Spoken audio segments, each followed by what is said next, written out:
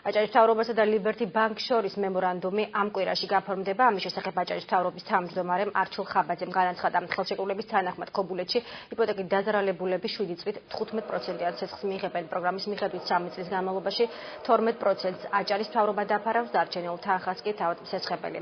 არჩილ ხაბაძის ინფორმაციით 10-12 მაისიდან ბანკში განცხადებების მიღება დაიწყება და ცეცხლის აღება 2008 წლის ომის დროს ქობულეთში მცხოვრებ დაზარალებულებს შეეძლებათ.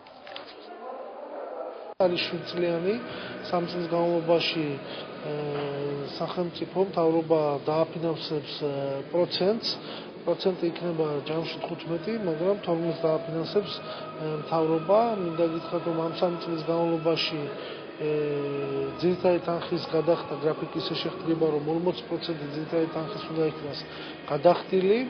ასევე უზრუნველყოფის ნაწილში უნდა იყოს ცეცხლი აუცილებლად უზრუნველყოფილი ხონებრივად. ბანკს ექნება თავისი პირობები, მაგრამ იმ პოლიტიკას, რასაც ჩვეულებრივად ახორციელებს, იმაზე გაადვილებული, გამარტივებული პროცედურა ექნება და პოლიტიკა და მიუდგება უფრო ლოიალურად ჩვენს